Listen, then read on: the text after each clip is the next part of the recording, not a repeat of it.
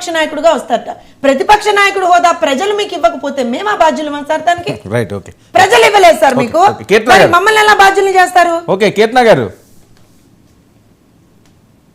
నమస్తే వర్మ గారు. ఏంటి పవన్ కళ్యాణ్ గారు చాలా కూల్గా సైలెంట్గా ఒక మంచి బాలుడిగా మంచి విద్యార్థిగా పాఠాలు నేర్చుకుంటున్నారు రాజకీయంగా అని పెద్ద ఎత్తున ట్రోల్ అవుతున్న అంశాలు. ఆ ఫైర్ ఎక్కడికి పోయింది, ఆ ప్రశ్నించడం ఎక్కడికి పోయింది?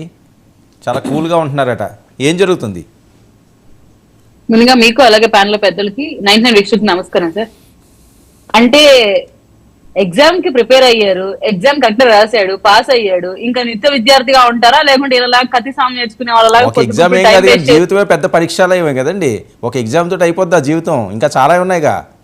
అలాగే ఏమైనా చేస్తున్నారా, నేర్చుకుంటున్నారా? నిత్య విద్యార్థి అంటే ఇప్పుడు కూడా ఏదో నేర్చుకోవడం తప్పేం లేదు కదా, మేధస్సును పెంచుకుంటే. అందుకే నేర్చుకుంటున్నాడు కాబట్టి వీళ్ళలాగా పనికిమాల వ్యవహారాలు చేసుకుని టైం వేస్ట్ చేయకోకుండా ప్రజలకు మంచి చేయడం కోసం ఆయన ప్రజలకి పరిపాలన ఎలా చక్కగా అందించాలి, ఈ కాంట్రవర్సీలకు ఎలా దూరంగా ఉండాలని ఆలోచిస్తున్నాడు.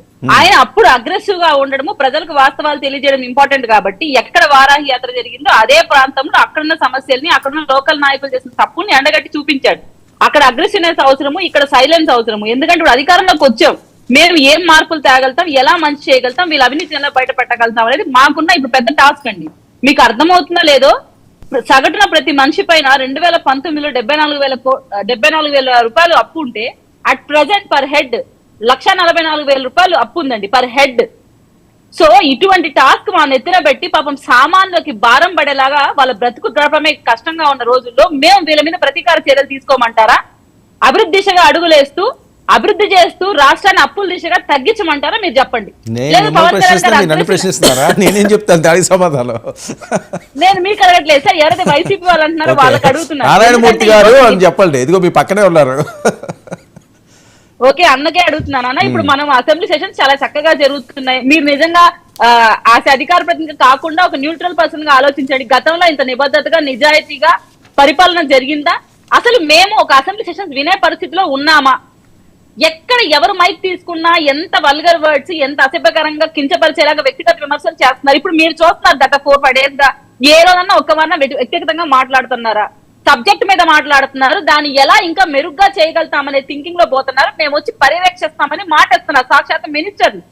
సో ఇంత క్లారిటీగా జరుగుతున్నప్పుడు దీంట్లో మీకు ఎందుకు ఇబ్బంది కలుగుతుందో నాకు అర్థం కాదు. ఇంత క్లారిటీగా జరుగుతున్నప్పుడు 50 రోజులు ముగియకుండానే 70 హత్యలు ఎలా జరిగినాయి అని కదా వాళ్ళు ప్రశ్నిస్తున్నారు.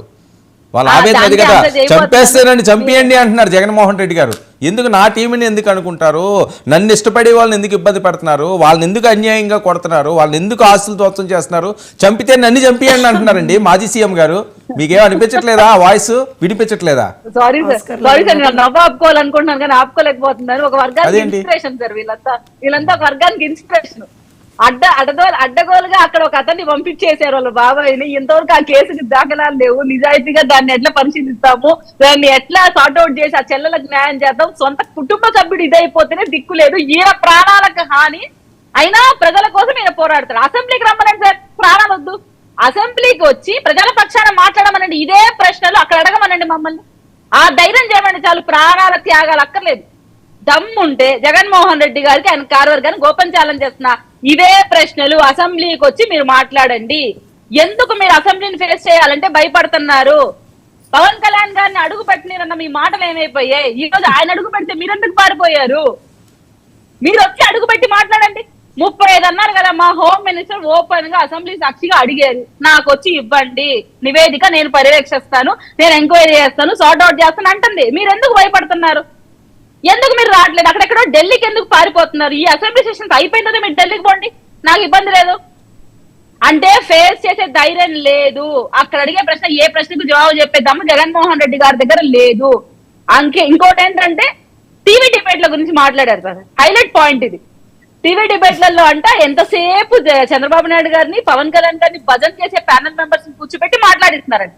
మళ్ళీ సాక్షిలో ఏంటమ్మా జనసేన వాళ్ళని, టీడీపీ వాళ్ళని కూర్చోబెట్టి మాట్లాడిస్తున్నారా? ఎవరు కూర్చుంటారా అక్కడ? వాళ్ళు పిలిచినా మీరు వెళ్ళొచ్చు కదా, ఎవరు వద్దన్నారు? ఎందుకు బ్యాన్ చేశారు? జర్నలిస్ట్ ముసుగులో కూడా వైసీపీనే సార్. అసలు జర్నలిస్ట్ కూడా వైసీపీ కండువా వేసుకొని మాట్లాడతారు. భజన అంటే భజన. ఇప్పుడు మీరు జర్నలిస్ట్ గా వైసీపీనో టీడీపీనో జనసేన రిప్రజెంట్ చేస్తున్నారా? మీ పనిగా మమ్మల్ని క్వశ్చన్ చేస్తున్నారు. అదే మీరు సాక్షి డిబేట్ చూడండి, జర్నలిస్ట్ కూడా వైసీపీ సపోర్టరే. అరే బాబు ఎక్కడ మీరు నిబద్ధత ఉంది? ఎక్కడ మీ డిబేట్లలో నిజాయితీగా ఒక పక్షాన్ని ప్రజల పక్షాన్ని మాట్లాడుతున్నారు? భజన భజన భజన, మరి సాక్షి ఊరికే పేపర్ ఇస్తారా? భజన, సాక్షి 403 టీవీ కోట్లు? భజన. దట్స్ కరెక్టే మేడం, అది కూడా. ఊరికే అంటే ఇస్తారా? ఇలాంటి పరిపాలన చేసిన మీరు, జగన్మోహన్ రెడ్డి అనే మీరు, ప్రజల పక్షాన కన్నా మీ స్వార్థ ప్రయోజనాల కోసం రాజకీయం చేసి అప్పుల దిశగా రాష్ట్రాన్ని తీసుకుపోయి ఈ రోజు 40 రోజులు టంక చేయలేకపోతున్నారు మీ వ్యతిరేకతని. 40 రోజులు, జస్ట్ 40 days ప్రజలు మాకు గట్ట పట్టాన్ని మీరు ఓపిక పట్టుకోలేక, భరించలేక, అక్కసుని మీ క్యాడర్ని కాపాడుకునే ప్రయత్నంలో భాగంగా ఈ రోజు